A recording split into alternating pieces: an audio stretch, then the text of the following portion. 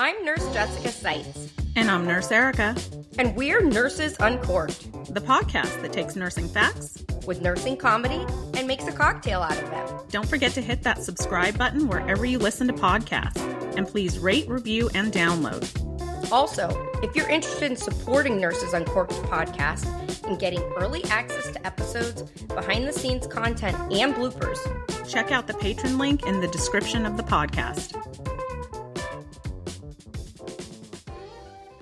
Welcome back to another episode of Nurses Uncorked. This week's episode is a continuation of last week's episode. So if you have not heard last week's yet, you should go back and give that one a listen first.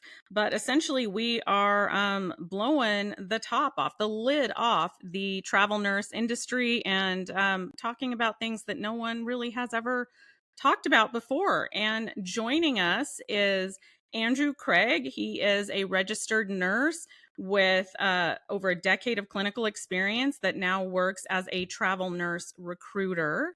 And we also have Marian Weber, who is also a registered nurse, who has been working in critical care as a travel nurse for many years all around the country.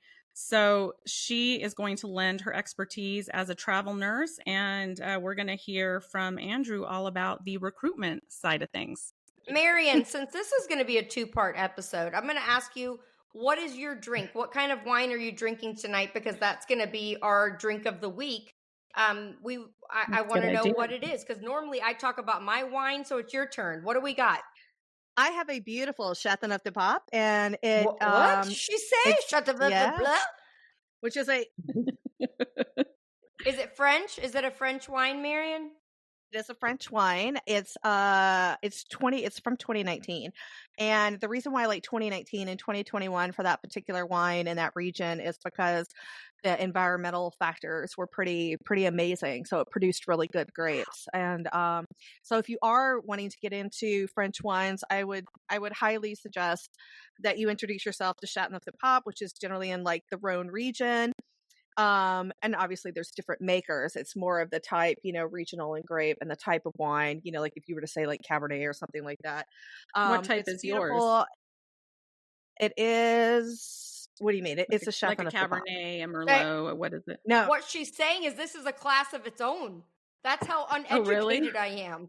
It's a Chateau Blanc. It's a Chateau You have to send me a picture of that so I can link it in the description.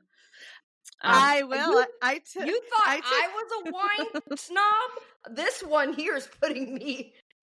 Yeah. So just so you know, a Chateauneuf de Pape is not like a Cabernet per se. It's a particular village in the Rhone region.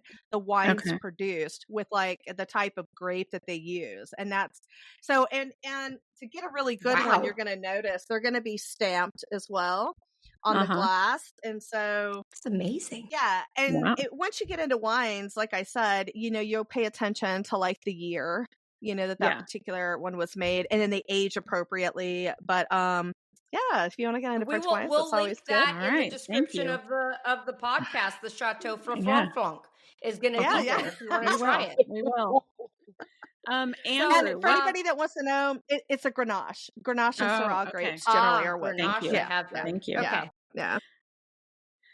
Andrew, I've heard that most travel nurse platforms are owned by staffing agencies, creating a conflict of interest where the platform's recommendations may prioritize agencies over travelers.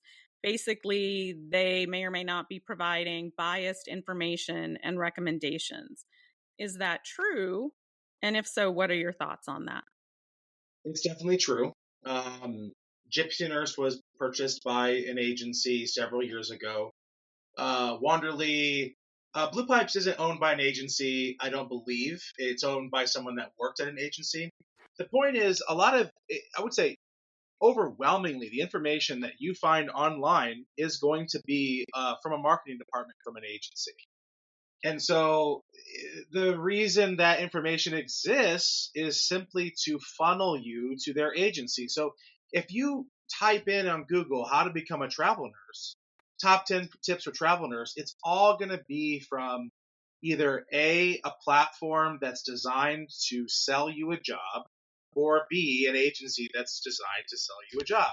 Now, I don't blame those agencies for doing that, but just know that pretty much the only unbiased information that you're probably going to get is probably some travel nurse's blog. But those are so few and far between. I'm not saying that information is bad that these platforms are creating. It's just know that there is definitely a motive, which is usually to get you to take an assignment. Marian, let's talk for a minute about arbitration agreements. Should travelers try to avoid arbitration agreements, and why, if so? Okay. That is going to become more and more difficult, and that sucks. Arbitration agreements, nurses, they're horrible.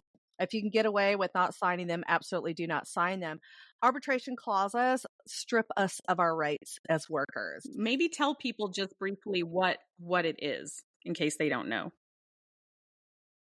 So basically, it forces employees to submit their claims to arbitrators that are beheld by the employer. Okay.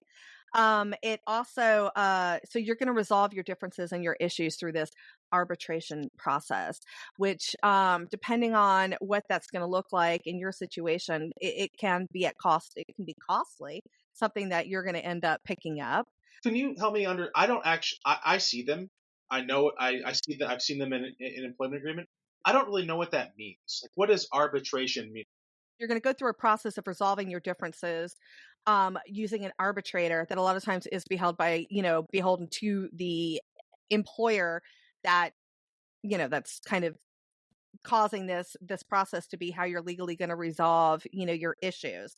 So it's not so much what the arbitration process is, it's more about what the arbitration process strips you of your rights. Okay.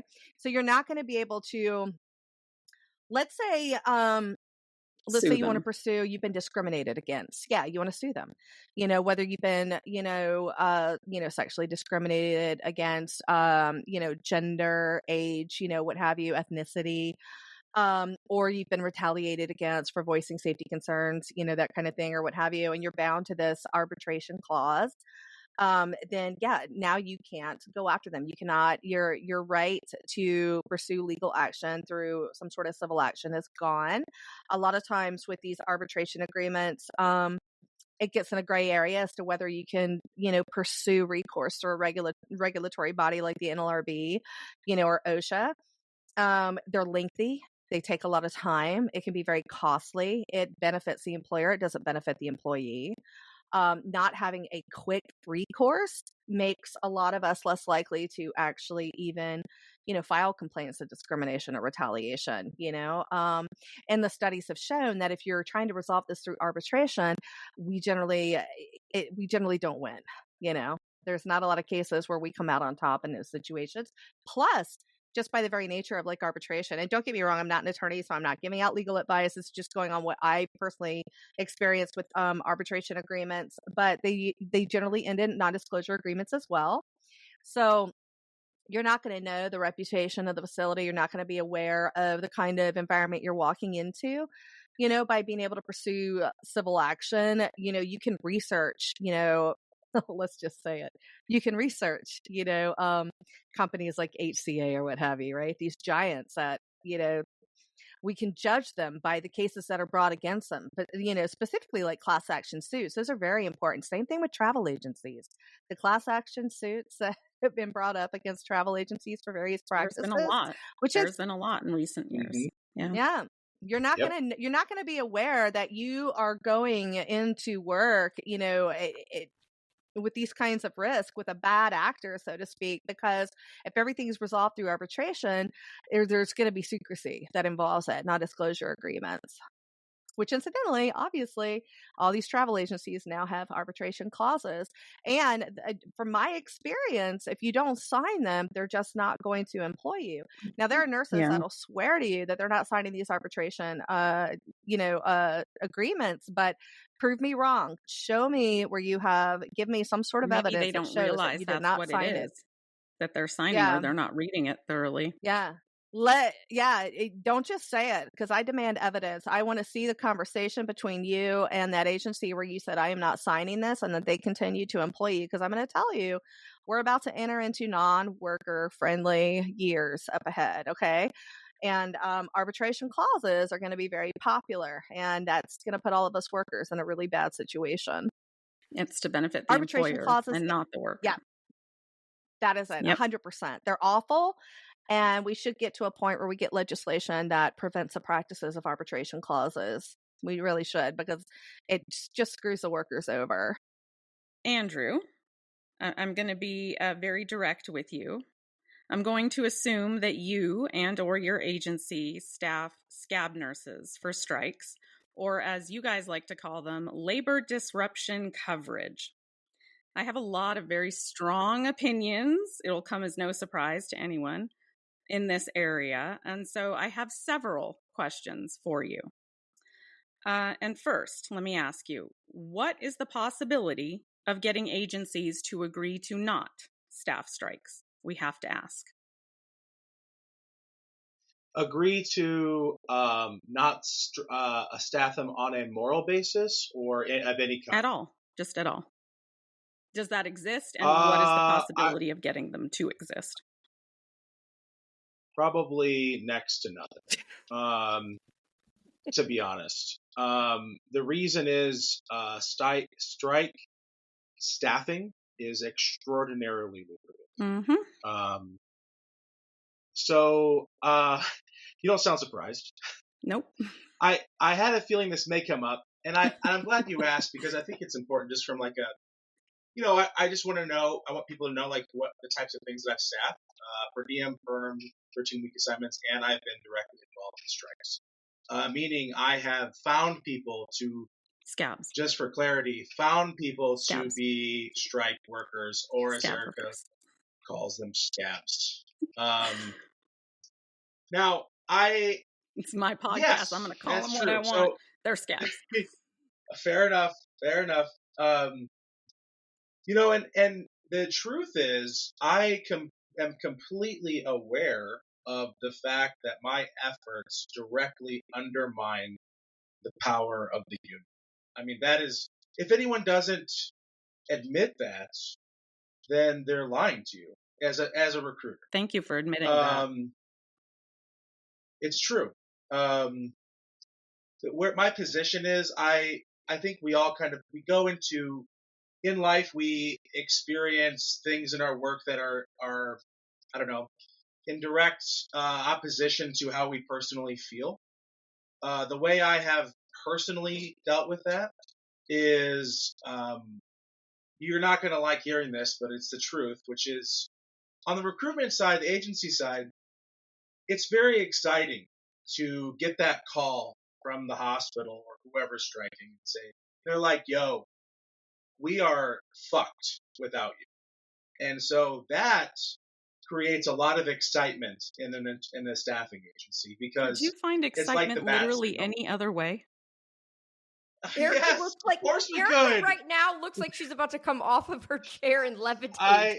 Like, seriously. I appreciate your transparency. I truly do, but that's just not a good enough excuse. It's exciting. Okay.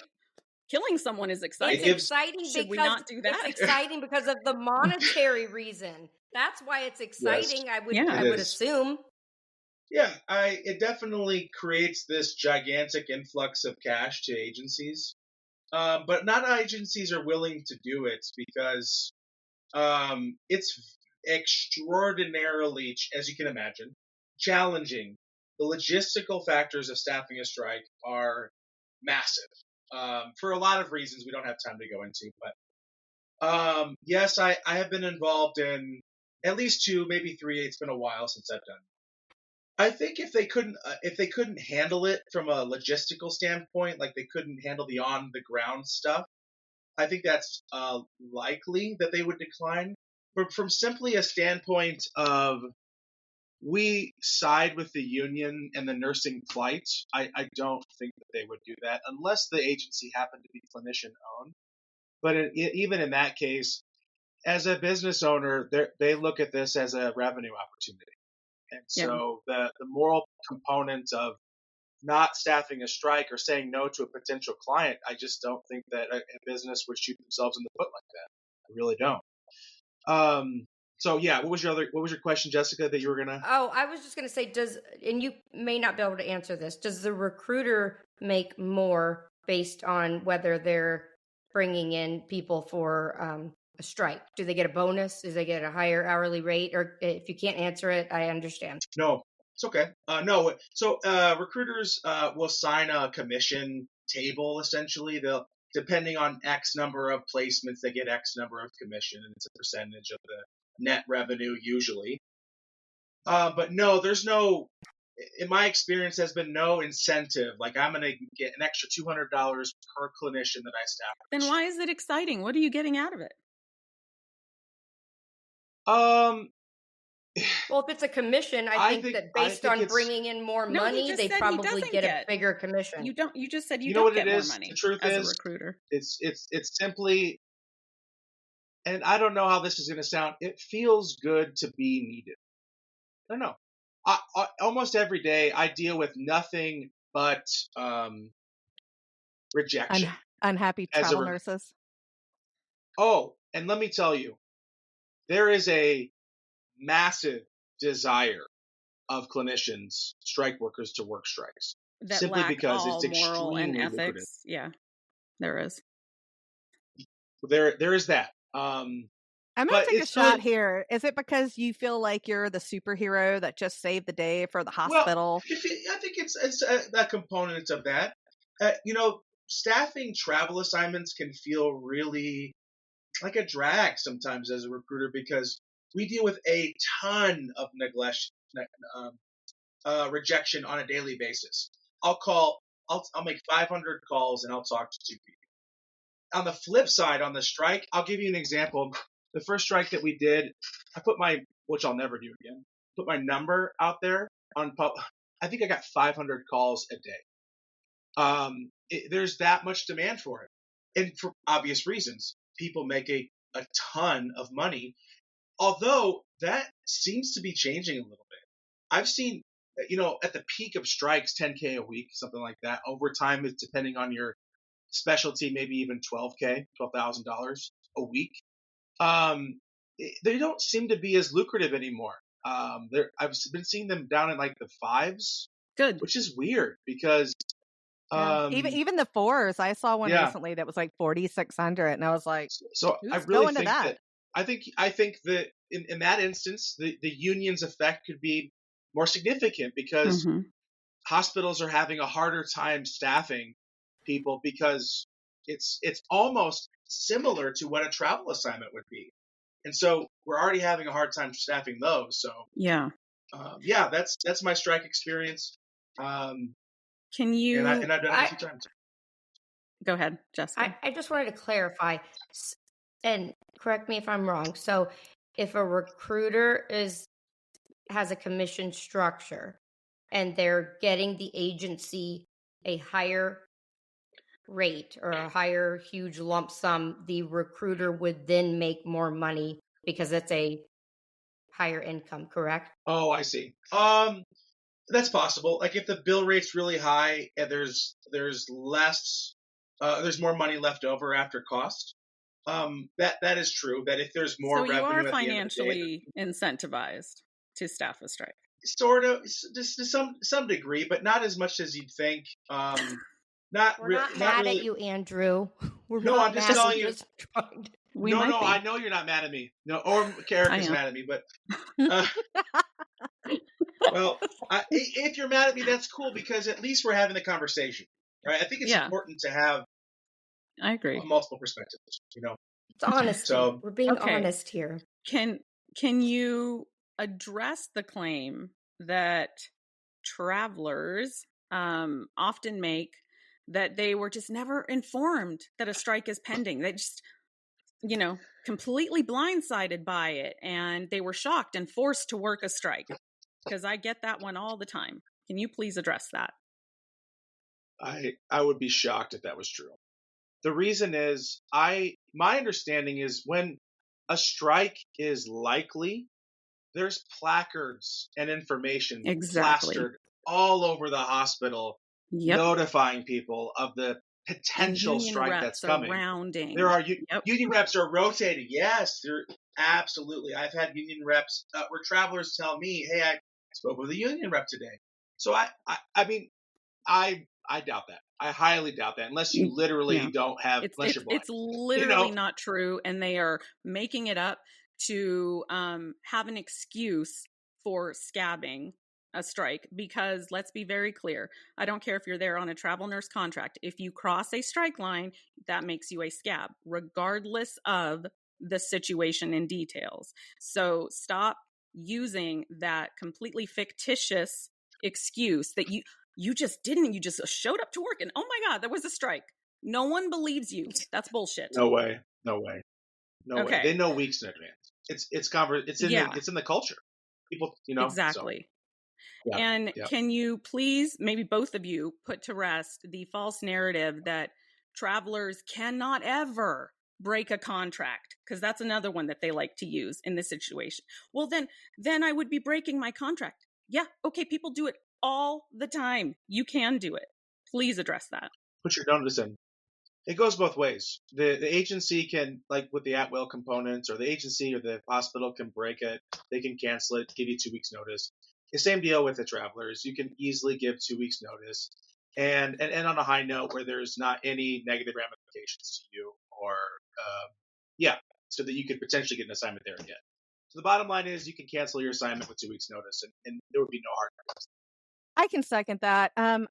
I can tell you that I've had agencies and recruiters ask me, prior to going on a contract, if I was going somewhere that was known that they had been in discussions about a strike, and I've been asked ahead of time if I would work that strike, and I said no. And they said, okay, well, thank you for letting me know.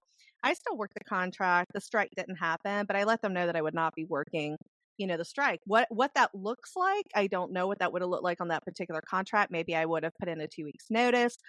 Maybe I would have called in sick. I don't know. But sick. Yeah, exactly. There are ways. It's like I am, and I'll tell you as a travel nurse, okay, I do not cross the line. All right, I don't. I actually do believe in a healthcare system that actually cares about the patients. We pretend to care about this community that we serve in their most vulnerable situation, but everybody knows it's at the top and it's just protecting profit, right? What are strikes doing? Essentially, whether nurses are striking for a livable wage that compares to the cost of living. Look at Vermont, for Christ's sakes. Does anybody know housing costs in Vermont? Sky high, and their nurses don't make a whole lot more than the nurses in Louisiana, and it is shame on them. Shame on hospitals like, oh God, I shouldn't say it because I'll never work there again. But there's only like one hospital in Vermont. No, I'm kidding. There's a couple, but they don't pay them a livable wage. So if a union, if nurses are striking for a livable wage, what is that? How does that translate to patient care? By paying nurses their worth, you're retaining nurses in the community who genuinely care about the community and they want to stay there, but currently they can't even afford to, or they're going to have to make sacrifices, unhealthy sacrifices, like picking up second jobs, right? And working nonstop, right? Just to make ends meet. So if they're striking, because some people, you'll see comments, these nurses are whining and they don't make enough money. Well, no, they most certainly do not. And by keeping nurses, by retaining nurses, you get less travelers, right? And that's a good thing from a hospital point of view. But by taking care of your nurses, you're delivering a higher quality of care. Your hospital, with its stupid motto that says we deliver safe quality care, which is a load of shit, as we all know. When you have ICU ratios of 3-1, sometimes 4-1, and med-surg ratios of 10-1, so when nurses are striking, everything they're striking for is to benefit the patient. Let's not forget that. It is to ensure safer patient outcomes. So here's a dirty secret about travel nurses. Since I am a travel nurse and I talk to travel nurses on the job, it's not about taking care of the patients when they work strikes. Every single conversation, I know, shocker. Every single conversation I've had with a travel nurse, when a strike is mentioned, they're not like, oh, the poor patients are going to suffer. No, they're like, how much is that strike paying? I'm getting my bag. Let me say I'm getting 100%. My bag. I hate that saying. People, stop saying that. But yeah, I mean, seriously.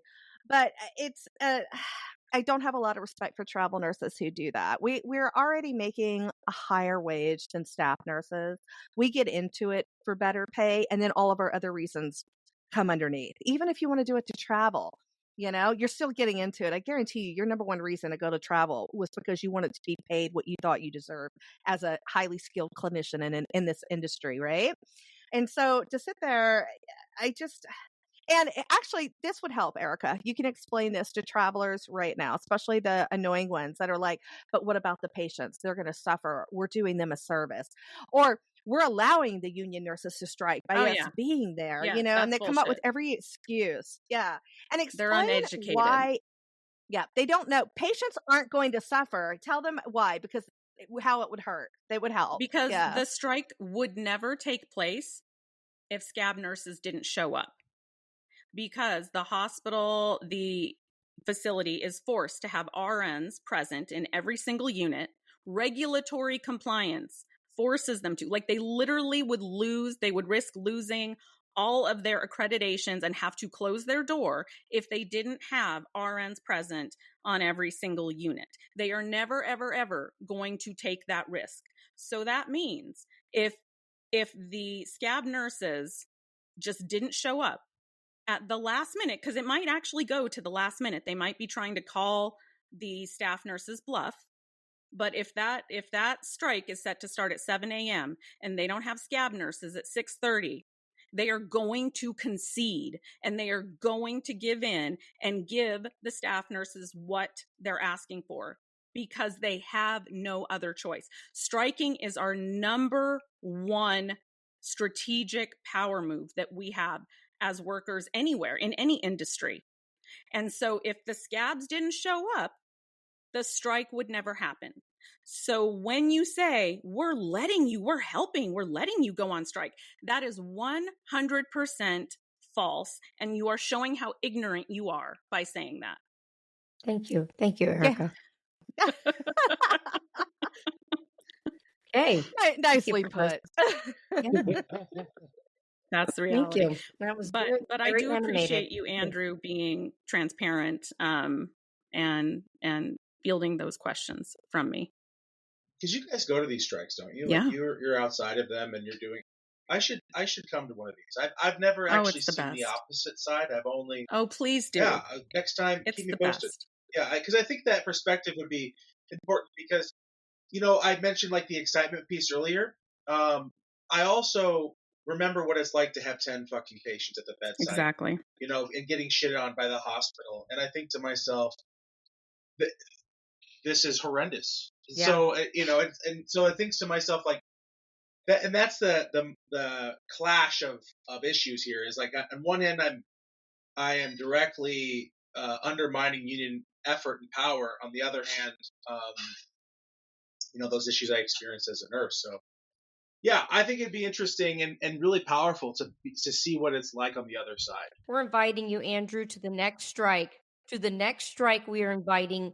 We would like you to come to the next strike we go to. We will extend that offer. Because you said you don't come from a union hospitals or right, if I recall. So I will tell you, seeing it in person, speaking for myself, somebody from Florida who's never worked for, a union hospital, it was enlightening. It truly opens your eyes to things I had no earthly idea. And it is very moving and very life-changing. I know that sounds dramatic, but honestly, it really is. I'm sure you hear some really powerful stories from nurses that are taking so much. It's so empowering and invigorating. I don't think that it's possible for anyone to go to a strike, if you have been of the opposite opinion, then go to a strike and not change your outlook. Well, and to see the manipulation and the anger and the hatred that comes from the hospital that is going against these nurses that are fighting for what is right is disgusting. And it literally makes you outraged and makes you literally want to vomit. That's the only way I can explain it, is I've never seen an employer so angry and retaliated as I have in seeing what these hospitals do to nurses that go on strike. Because it literally, it's like they look at them like they're trash, like they're literal trash. Yeah. And they treat them with the utmost disrespect. And it is, it's horrific, to be honest. It's embarrassing. And you guys, one thing about like travel nurses who cross the line, they drive me crazy because a lot of us in our own conversations, we talk about how we prefer to work union hospitals, union contracts. Oh and my God. Exactly. Like, yeah. the contradiction, it's like, because the ignorance. Yeah. I'm from the South. I started my nursing career in Louisiana, very anti-union. I've never been in a union because, I went from being a nurse in Louisiana to being a travel nurse. And of course, we don't have a union. But the union hospitals I've worked at, by and large, are far safer than the non-union hospitals I've worked at. Now, that being said, you're going to hear a lot of travel nurses upchucking the same bullshit talking points that administrators, want people to upchuck about striking and all that kind of stuff. And my only guess there is those are travel nurses that are trying to become administrators at some point in their career. So they're just getting a jump start on that nonsense. But union hospitals, by and large, are safer. You do, a lot of them employ break nurses. So you do get a break. They try to adhere to their ratios, and so, yeah, it's particularly bothers me, when I hear the same travel nurse say that they feel safer at union contracts, and then, oh, how much is that strike paying? Live with yourself. Okay. Thank you. Yep. Let's address some of the poll questions that nurses submitted to us. We asked them if they could ask a recruiter anything, what would it be? So let's go through some of those. Andrew, how can nurses represent themselves and cut out the middleman? Is that possible at all? Yeah, it's possible. I mean, that's really what an agency is they are representing themselves, working with the hospital, working with the MSP. But if you say you want to do it on an individual level, that's possible. It would be very challenged. It does exist. Yep, they're called 1099 independent contractors or independent travelers. There are services out there, I don't remember their name, that teach travelers how to do this. Basically, I didn't know that. Your own agency.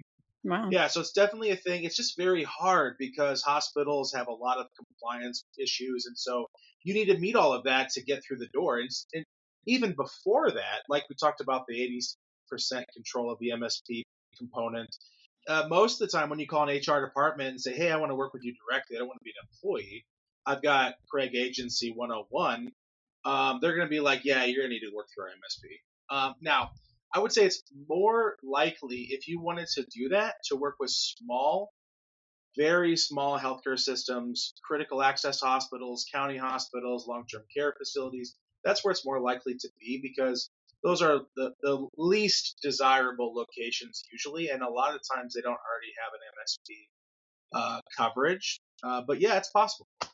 How does the whole tax home work when you choose a local travel contract? To anyone that wants to answer that. Oh, definitely don't want to answer that one. We're going to pass on that. No, I'm just kidding. There's so much bullshit around the tax home, you guys. It's crazy.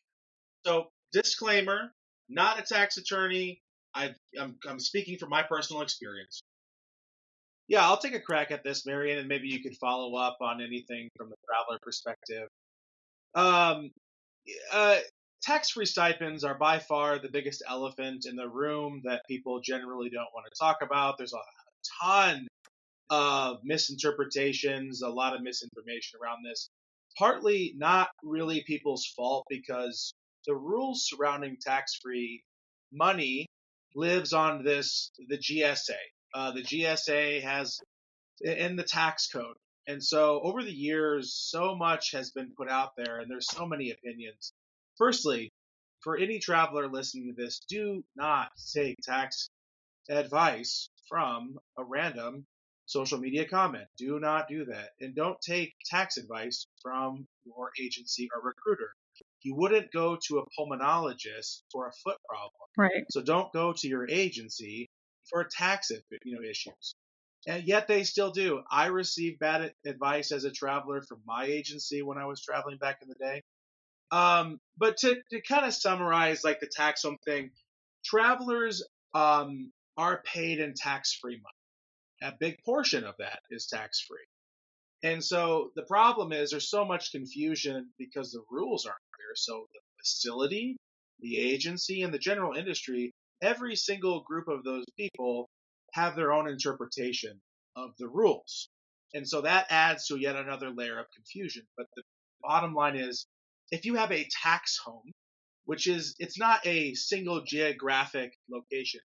It's a variety of factors. It's called a tax home. You have to meet XYZ to have a true tax home. If you have a tax home, you legally qualify to receive tax-free money. And so, yeah, that's it in a nutshell. I don't know if you wanted to kind of add to that, Marian. So again, I'm going to start out with, I am not a tax professional. Therefore, no one should ask me how they best should handle their situation. I mean, I'm going to try not to insult my fellow travel nurses. Stop asking the question online in Facebook groups, please. You need to go get a tax specialist. Go get someone that's familiar with traveling workers, that understands tax-free stipends, and ask them. Because the truth is, I don't even want to say the truth, but I guess like the reality of why it's so hard to understand is there's still some gray areas when you read the IRS tax code. Like it'll say something like no more than 12 months out of a rolling 24-month period, but it's not like set in this like super hard, hard as stone way. Right. So it still adds a layer of confusion. But to like further kind of go on what Andrew talked about, your tax home, generally the IRS will consider, and I'm not an IRS expert, but you can Google it and look it up on the IRS website. But the tax home they consider is the entire city or general area where your main place of work is located, regardless of where your actual home is located, right? And generally, when they're thinking of temporary assignments, which is what travel nursing is temporary assignments, the general consensus is that it's going to be less than 12 months, because anything over 12 months, let's face it, it's not necessarily considered a temporary assignment. And let's say you spend 12 months in New York, you go home to Alabama for 4 weeks, and then you go right back to New York. I'm not an IRS expert, but like a gray area. Yeah. And then most likely they're going to lean towards that work location as being your new tax home, right? Because you're spending more time there than elsewhere. And so travelers, and it never ceases to amaze me because I'll be on assignment and somebody will have been there for 2 years, right? Going into their third year. As a traveler. Oh, but they're from whatever. They're from Arkansas or some stuff like that, right? As a traveler, they're going into their third year and I'm like, And they're like, I just leave for 30 days. At the end of the year, I just take a 30-day break and leave. Or I took 2 weeks here and 2 weeks there. And this is what my agency says. This is what my recruiter says. And that's what I'm going to do. And I'm like, look, I'm not here to judge you. If you want to do what you want to do and take the chances on an audit, I actually don't care. That is totally up to you. You're going to make your own decisions. I hope that's not the majority of us, only for the sake that I don't ever want the actions of a few. I don't want regulation introduced that will hurt the many, right? Because a few people aren't making good decisions. So, at the end of the day, you've got to make your decision. Whether you'll ever face an audit or not, who knows? But the best source of information is going to be a tax specialist that knows this. Mm-hmm. I know I operate on, I'll do a year and then I have to take a year off. All right. I stay on the 12-24 concept. Yeah. From that area. And I go somewhere else. Yeah. So like if I'm on location in Alaska and some remote, we'll just say Kodiak. I was recently there. One of my favorite assignments, by the way. Love those people. If I were, of course, I would stay. I would stay forever, as a matter of fact. She really liked it there. But I'm going to honor the IRS thing and, only do a year and then leave for a year and then hopefully come back for a year. But yeah, so if I were on assignment in Kodiak for a year, I would leave and go travel somewhere else, another state. I would go home and then go travel somewhere else. Mm-hmm. And I would not return to assignment in Kodiak for another year. Okay. By the way, I don't want anybody to go to Kodiak. It sucks. I'm trying to save it for myself. So nobody travel there. Very cold. Oh. Yeah. Very cold. Yeah. Stay away. Yeah. It's awful. Don't ever, that way they're forced to only hire me. That would be awesome. I think let's get into the problem of the week this week. Problem of the week. Thanksgiving is over and we are going straight into Christmas. So, have you got your Christmas tree up yet? And have you hung your mistletoe? Yes, I am on the ball, and I've got my mistletoe right here, except I'm not hanging it traditionally. I'm going to put it under my nose because I'm using the great scent from Stink Bomb Odor Blocker. Tell them about it, Erica. Yeah, Stink Bomb Odor Blocker is this amazing, convenient little, looks like a lip balm, and you just dab it under your nose. It's clear and it blocks all the terrible odors that healthcare workers are exposed to on a daily basis. It comes in lots of different scents, and it's a small woman-owned business created by an ER nurse. So, they know the odors that we have to deal with. Tell them about the holiday code. Yeah, you can use code Uncorked20. It's the holiday promo code for just the holidays, and it gives you an additional 20% off all your purchases. So get out there, get your stocking stuffers for your holiday friends, anyone at work, and take advantage of these amazing holiday scents that they've got. I got an answer to the problem that we posed a couple weeks ago regarding the airline. So I got an actual answer. Okay. So I thought we should do a follow-up to that problem. That's good. Yeah. So if you Okay. guys didn't hear, basically we were talking about a friend of Erica's, right, that was It was flying. a friend of a friend. Okay, Yeah. a friend of a friend that responded to an emergency on a plane, and basically somebody on the phone was giving orders, kind of like a physician would do or something, and that person wasn't really sure if that was okay or not okay, or if they, They're like, are you a doctor, an NP, a PA? Like, who are you? And all they would say is, we are Delta or whatever airline it was, I forget. We are Delta Medical Support or something. Well, it's like, do you have an MPI number? Like, are you allowed to? Legally, I can only take orders from a provider. And then they're like, yeah, go ahead and insert an IV. And she's like, what? First of all, we can do that on a plane. Secondly, what are we running through it? And third, who are you?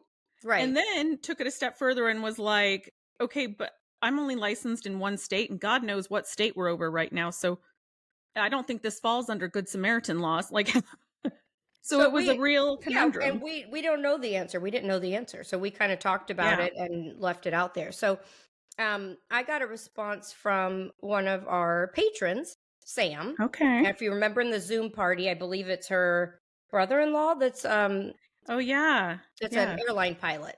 So, and I was teasing her. I said, he's probably going to say, I have no idea. I'm just flying the plane. Like, I kind of joked and said, I guarantee you that's going to be his answer. Well, actually, he knew a lot more than I thought. Yeah. That's good. So here, let's read you the response. Oh, it's her cousin. I was able to follow through and talk to my cousin, who was a pilot with American. He explained that if a person is in need of medical attention, he is notified and will give the go ahead to request assistance and to call out to their medical service provider. When the flight attendant calls out to the medical service, there is a doctor who can give instructions and orders like a 911 operator would.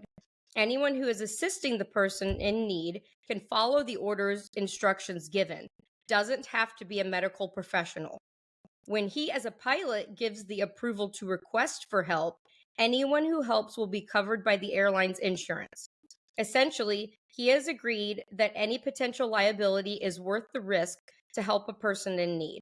He also explained that when flying, the pilot in command is responsible for the safety of all passengers above all else. So that means he can declare an emergency and also force a plane to change course. The biggest factor to make sure is you're covered by the airline's insurance. And is that you agree to help after being asked. You have to agree and make sure that you're covered. That's a lot of things to ask, like in the middle of an emergency. But if the person beside you goes unconscious and you just start helping, that looks like you assume the responsibility to help. But if you called the flight attendant and they asked if you could help, then you would be covered because they asked you for the help. I don't know how I feel about that. I don't, honestly, because this is coming from the pilot is non-medical. So they do not understand the complexities of a nursing license, a medical license, right? So yeah, they're responsible for all the lives on board, sure. But how is that any different from a hospital saying you're covered? It's our policy. The Board of Nursing doesn't give two fucks about your policy.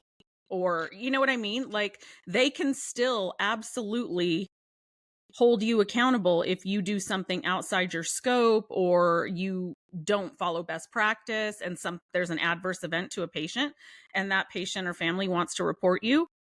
So is The that to Board of say that Nursing is still going to investigate are and they hold trying to you say that accountable. American Airlines is going to provide you an attorney and pay Yeah, your they're legal like, you fees? fall. Okay, I would I really don't. want to hear from a malpractice insurance company on this. So, side note, if any malpractice insurance companies out there would like to sponsor the podcast, we fully promote Yeah. all nurses having malpractice insurance. But I would love to hear from a malpractice insurance company. Have they ever come across this, and would they be covered if you have an existing malpractice liability policy? Would you be covered if in this situation? Because I'd be willing to bet there's caveats where you're not. I'm sure not. And what she said at the end of the email was he also noted that in his 5 years flying commercial airlines, he's only had 2 actual emergencies like this. So I don't think it happens that often that it, I mean, I'm sure it happens. I mean, we all know that, but it's not like it's on a daily basis that they're getting Sure. cardiac arrest and all these kinds of things. So, but it has happened to him twice. So I don't know. I mean, I guess I guess it'd be up to you to decide if you feel like that's enough for you. Right? Yeah, and I mean, unfortunately, we have to deal with the 0.1%, right, in medicine. Like, we're always, having to deal with, well, there's that obscure side effect possibility, I mean, that's the world we live in, right? So, yeah, is it common? No, but God knows it would be me. It would be my license, and that would happen to me, Well, so there's the answer. Do with that what you will. That's how they cover it technically. And whether you feel safe doing that or not, I guess, is your call. So you could. And if you have any more information about this, I still think this is super interesting. So if you have more information other than this, reach out to us and we'll readdress it. I feel like we could do a whole podcast about this. I know. That would be really interesting. Could we get like an airline rep, a malpractice liability insurance rep, and maybe a nurse that this has happened to, or a flight attendant? I love it. Write us. We'll make a show out of it. And thank you, Sam, for asking your cousin. I appreciate that. This next question we had from several nurses, a lot of nurses. The bill rates still seem high, yet the travel rates have decreased significantly. Why is that? Andrew. Yeah. I wonder where they get the seam components, My guess is what travelers are seeing is periodically really high rates online. And so, but they're getting offered something that might be $1,000 or $2,000 less, when they ask for jobs. Usually recruiters will send out their best stuff online. So most of the time, what's online isn't really an accurate representation of where the majority of rates are, because I can't show you the bill rates, but I can without can you email them to us? Yes. Can you write it on a piece of paper and leave it on the desk? Right. And that's the funny thing is this information is actually it's pretty public. There's a whole side of this world that travelers just don't see because they don't really know where to look. But there's like the staffing industry and analysts, SIA is the hub of staffing information. A lot of this stuff is really there. It's online. They talk about bill rates. They talk about margins. But the bill rates have definitely decreased, and I saw the progressive reduction over the last 3 years. So when I started, bill rates probably lived around like 120 to 150 approximately. The average nursing bill rates now are anywhere from 70 to 90 approximately for an RN. But there's a lot of variation too. There might be a crisis assignment that goes to 110, or this facility cannot, for the life of them, find an L&D nurse, so they put it out for 120. And then that's what people see online, so they say rates seem high, but then you're sending me stuff that's $2,000 less. So They are reduced. They are slightly higher than they were pre-COVID, but the problem is the cost of living, inflation has really made it so even with that slight increase from pre-COVID, it doesn't really make a lot of financial sense for a lot of people, which is why we see people go back to staff or per diem. I'm sorry. You said staffing industry analyst. Is that like something I can subscribe to get all these secrets? Yeah, if you want to spend like $1,000, $2,000 a year. Yeah, that's the other thing. It's like, and it's like, again, but yeah, they have logs. Like, just look up SIA, look up SIA healthcare staffing. Like, just like 3 or 4 weeks ago, there was this gigantic healthcare staffing summit. The problem is to get access to the courses, to the access to the videos, you have to spend like $3,000, to get access to that stuff. So it's like it's behind this paywall that even makes it for me somewhere. If I don't have a friend that has access, I'm not going to pay $3,000.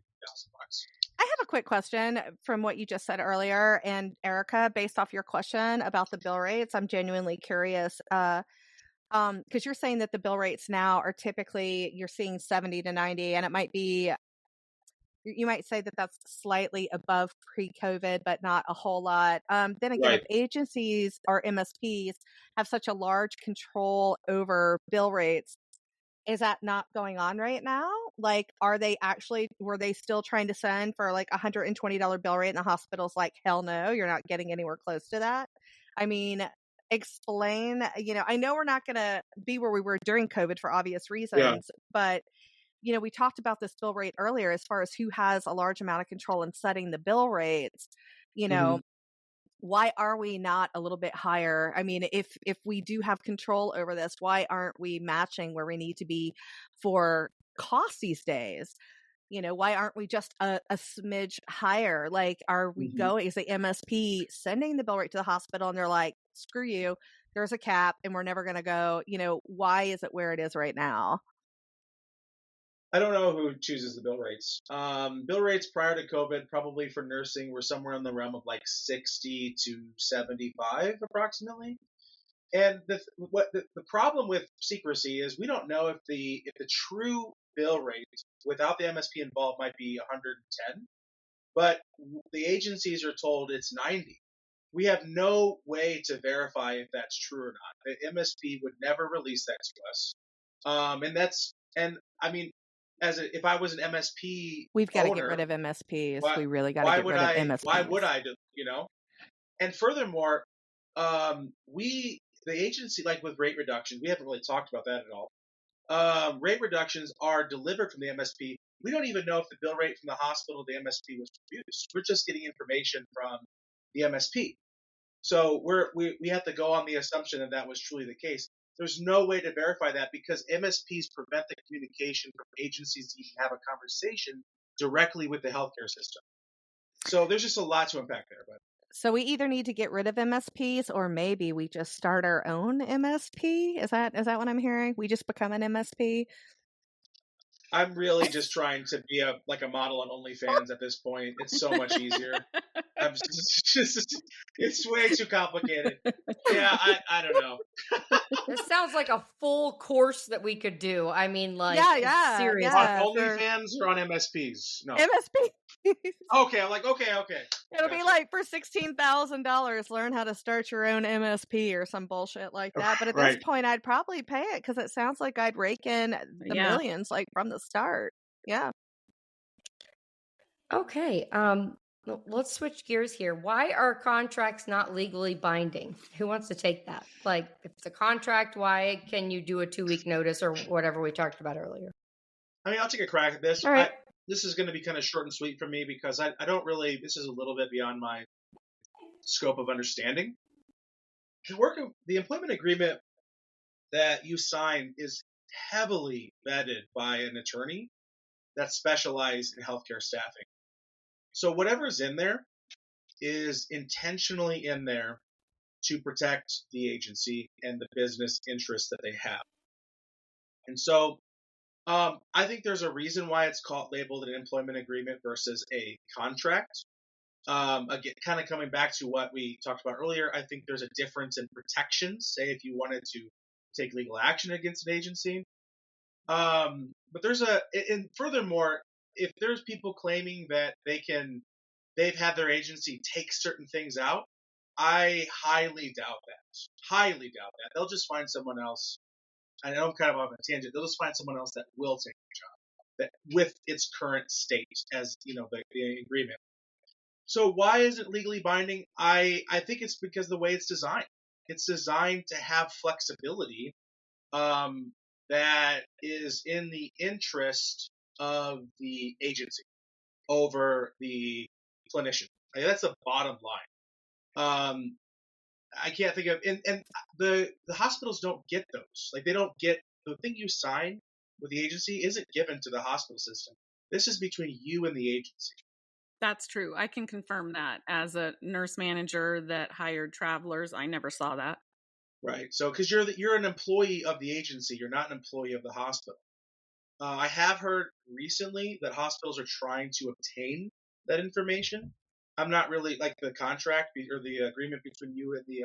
You see, I'm really deliberate with those words because I had to change my language because I used to. Travelers use these. I know I'm kind of rabbit hole here, but travelers use these words interchangeably. Assignment, contract. I signed the contract. These are very different things, and so, but people use them interchangeably all the time. So, I guess why it's not. You're gonna have to ask an attorney because I really don't know. Okay. This is probably the most common question that we got from the poll that we did, and some of them had some very colorful words that I have redacted.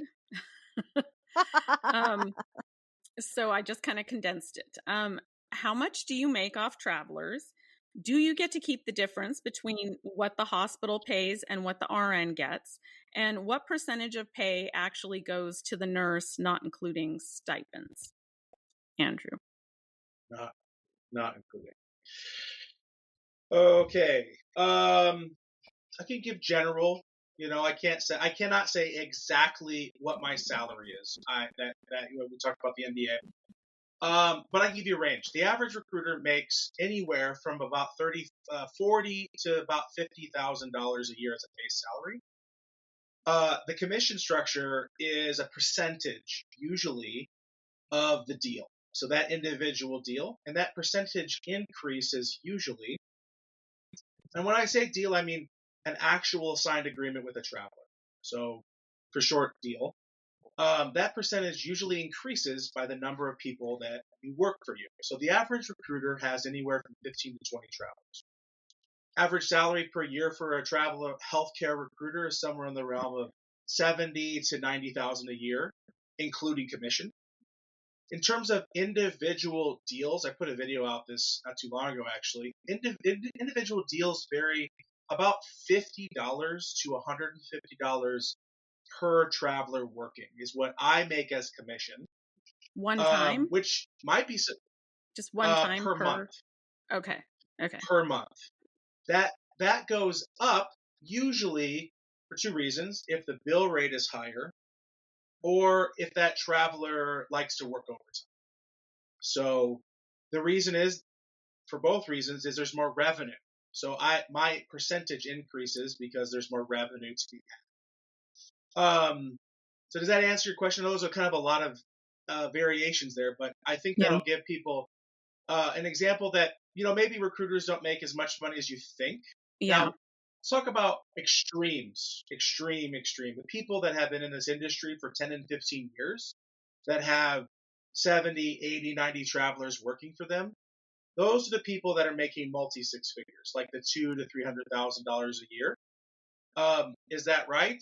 From an agency perspective, that's celebrated because they have done the hard work. Those people probably work 70, 80 hours a week. That did not come easy. And frankly, I would never want to be that person because they literally have zero separation from work. They are answering calls and texts at 6 a.m. and 12 a.m. They're answering calls, texts all the time because they want people working. More people working for you, more revenue. So we make probably about the same amount as what the average nurse probably makes. Okay. Middle of the road between the multi-six figures and the 70 to 90K a year, it will probably be more like 125 to 150,000. Okay. Yeah. Thank you for answering that. You bet. The last question from the people. It's another colorful question. So don't shoot the Yeah. messenger. They were very colorful. I Yeah. bet. Why don't, I don't want to say you, why don't nurse recruiters advocate more for the nurses and less for the hospital or facility?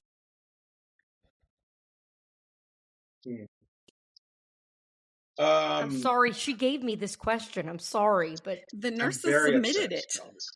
it. No, it's good. Because at the end of the day, there is a fundamental difference of priorities between agencies and clinicians. Agencies serve two primary customers or clients, the traveler and the facility. And so those clash. And so the reason why there's less advocacy for nurses is because there may be not an incentive to do so. Now, I think the Sad, good but true. recruiters that stick around, Mm-hmm. yeah, it is true. There are good recruiters out there, lots of them. Yeah. And the good recruiters, if they have a lot of travelers working for them, they have struck that balance. They've struck the balance between paying people fairly, advocating for them when they need to, and also paying themselves so it makes sense to continue being a recruiter. But that comes at a cost to them. And it may, for the person at the bedside that's dealing with life and death, they may think, well, who fucking cares what cost a recruiter has? But the truth is, these people are again, they have no balance. They are basically chained to the people that work for them to make sure that their needs are constantly met. Whereas nurses have the ability to leave after they're 36 and cut it off. Leave work at work. I'm not saying that you can't take that stressful burden with you, the trauma from dealing with life and death, but at least you have somewhat of the ability to do that. So, I don't know. I think that's kind of a long, drawn out answer, but I think that question comes from a misunderstanding, like a distrust of the system, a distrust from the agencies, recruiter, assuming that we're all out to exploit and fuck over nurses, and that's really not the case. There's just certain instances where the needs and priorities of everyone involved here may not always align, but oftentimes it does. Okay. All right. I'm going to open this last question up to both of you.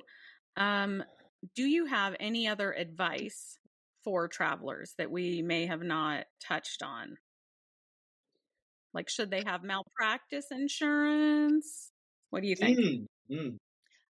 I'm going to jump on this, but I'm going to kind of segue a little bit from everything Andrew just said, because I do have advice specifically for travelers that even though I know that there's a lack of transparency and there are reasons for us to feel that we're being taken advantage of, I am not one of those, I can be pretty hard. I asked some hard questions of Andrew today, but I am not like an anti-recruiter nurse. Okay. I don't want to contract directly with a hospital. I actually respect, and I get a lot of value from just being able to onboard with an agency that handles everything. We do it in a timely manner and I can go get a contract. So I do get a business arrangement. I just prefer adult conversations with my recruiters with a little more transparency. I will work for them. We can all work together. So, I've been lucky that I have had some awesome recruiters, and the ones that suck know it because I left them and told them they sucked, right? But the good ones have been pretty amazing. They've been pretty amazing. They've had no issues with advocating, for me in unsafe situations. And, without telling me the bill rate, have been fairly transparent about other aspects of the industry. And so for the recruiters that have done that, thank you. And that's why I'm still with you. So I just want travel nurses to get a little bit of a better understanding, because it's not realistic to get pissed off that your recruiter gets paid either.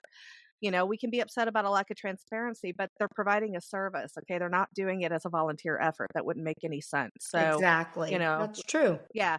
We got to put our critical thinking caps back on and realize that we are getting a value out of this service as well. I do advocate for more transparency, but some of us are just, man, you get into these groups and they get angry. And a lot of times it's not based in any actual reality. So, yeah. The other thing is, if you don't have malpractice insurance, why not?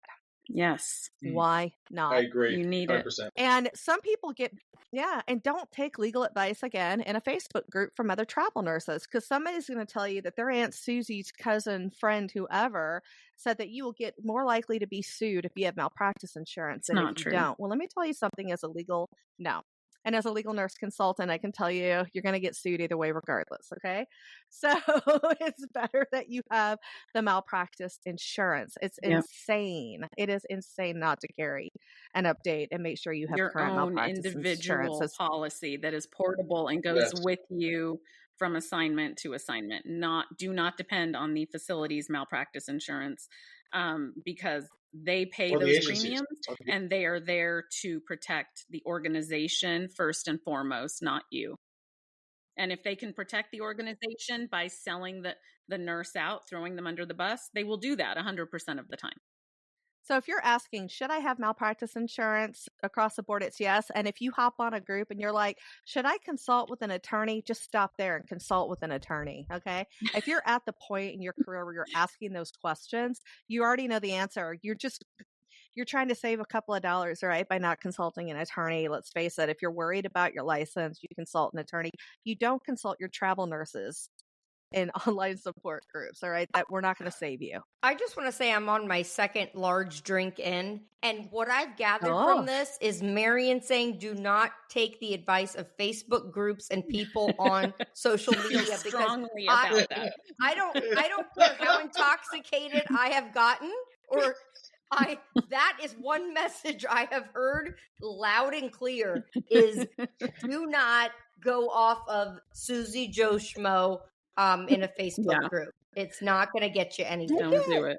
I get tagged a lot. Because some people know my background and they know that I do a little LNC work. And so I get tagged a lot. And I'm like, I'm happy to talk with you privately. I can't give any legal advice. And what I'm generally going to tell you is to call an attorney, right? Mm-hmm. But you'll go through an entire thread of people giving out the worst possible advice you've ever heard coming from fellow travel nurses. And I'm just like, just stop it.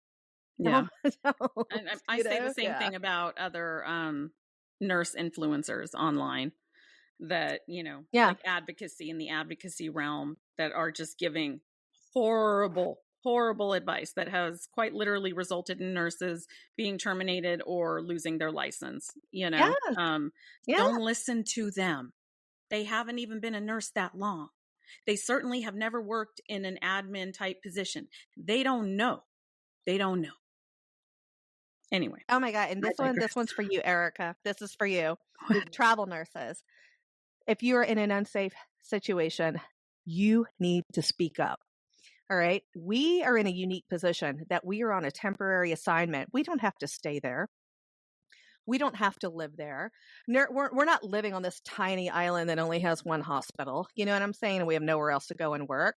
We are there temporarily. So we actually have a very unique opportunity to advocate for safer conditions, not just for ourselves on our assignment, but for the staff nurses that are there working in unsafe conditions to begin with. And to sit there and be like, well, I don't want to get canceled from my contract. Shame on you. All right. Mm-hmm. You're not a good advocate. And part of being a good nurse is being a good advocate. So if you're in an unsafe position, you should be speaking up.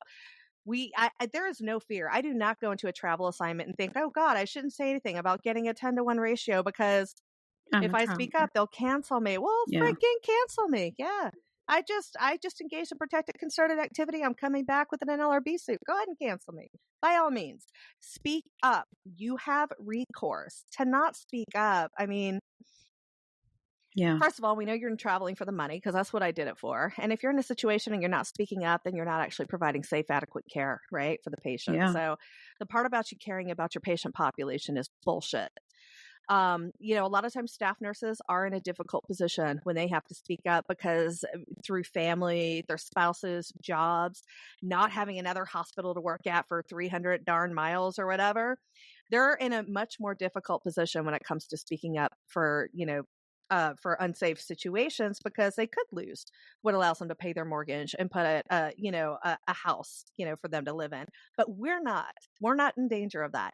We get canceled off that contract for doing our job. We're going to get another contract And don't say you're not. And don't say you're going to end up on some stupid mythical blacklist.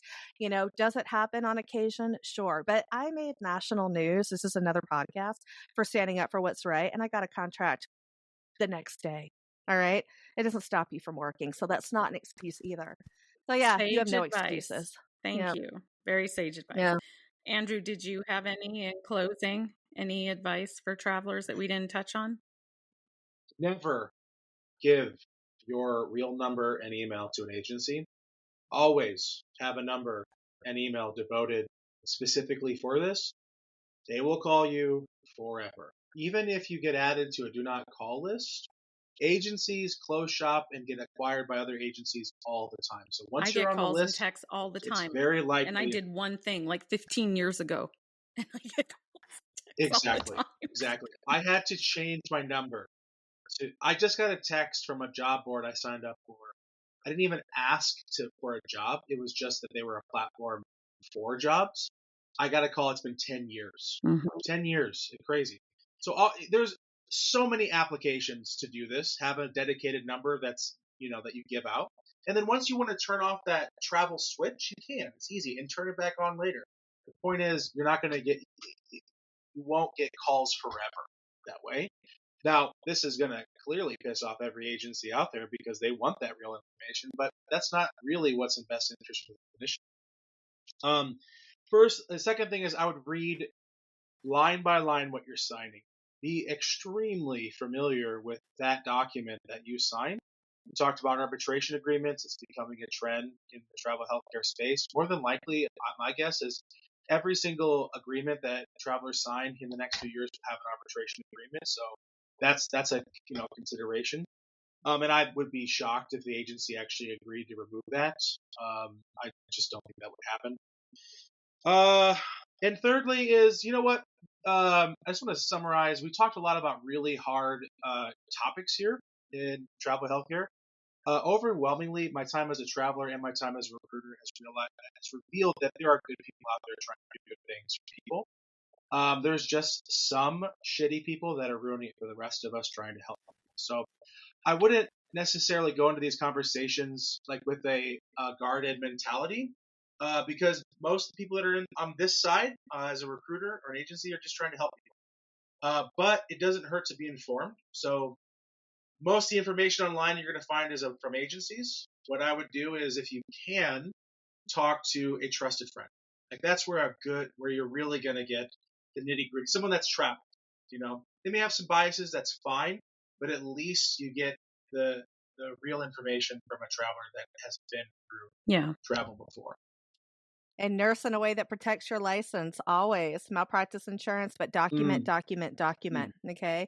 If you are voicing safety concerns, you make sure that you're doing it the right way per facility protocol, that you go up your chain of command and that you do it written. You want to have written emails or what have you.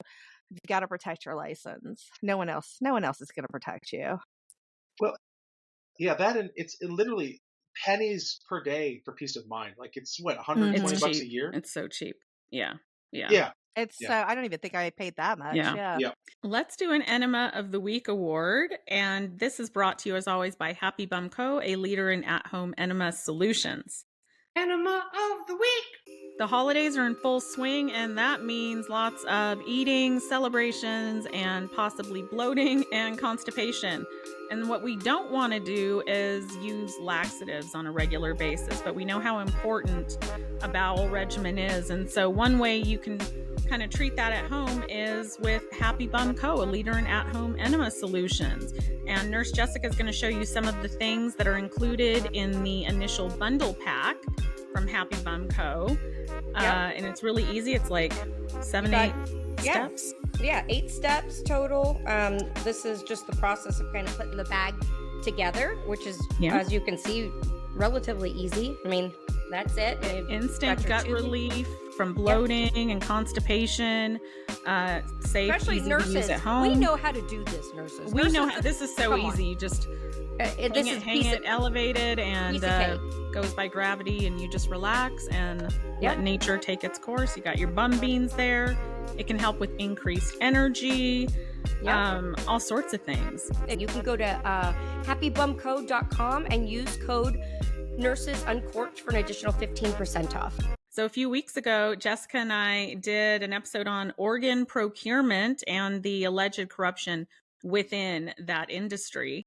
And since that time, we've been on the receiving end of some very interesting and alarming messages and emails from people around the world that suffer under the delusion that Jessica and I can somehow, some way, broker illegal sales of organs on the black market.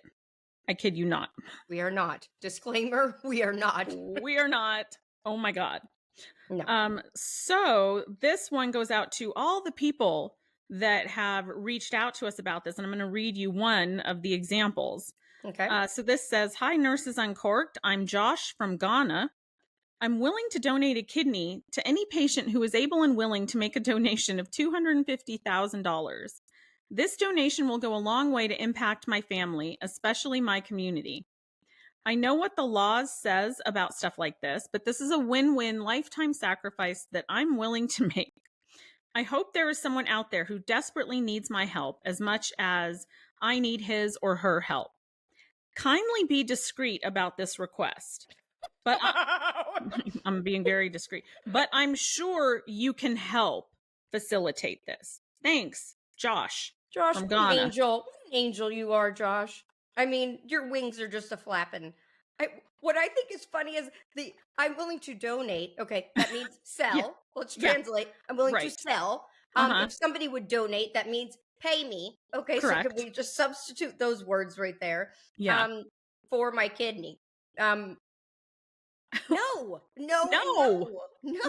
Not only is that, it's got to be highly illegal. I don't even want to know, but I wouldn't even know where to start. What makes you think that a couple nurse podcasters would somehow know how to do this? That's beyond my wheelhouse. No, Josh. No. I don't want to go to prison, Josh, but thank you kindly for your offer. Yeah. Yeah. This may go down somewhere else, but it's not going down in our town, okay? No, not in my watch. No. Sorry, Josh. Yeah. So this week's Enema of the Week award goes to Josh from Ghana and all the others that have reached out to us to broker illegal organ sales on the black But thank market. you for listening to the podcast. I want to say, of all the 76 podcasts that we have recorded, this is one of the top ones that I think honestly is going to be the most important and impactful information. Wow. Yeah. And for me to say that, because I think that this is a topic that a lot of, not to say that travel nurses aren't talking about this, but there's a lot that they don't know, and they don't know the background about this. And I think that this is going to be very, very impactful and very important. And I am excited to get this out to people because, honestly, I have learned a lot, and I think that it's going to bring up a lot more conversations for people. And it's going to, and I want to thank Andrew, for honestly, for you doing this is, beyond what I can even express. Yeah. Taking a risk and, trying to explain things the best that you can is, absolutely amazing. So thank you so much for doing that. Cause I don't think anybody else would be, have been willing to do it, honestly. And Marian as well. Thank you for, and thank you. Of course. Yeah. Of course. I mean, And you know seriously. what? Take note.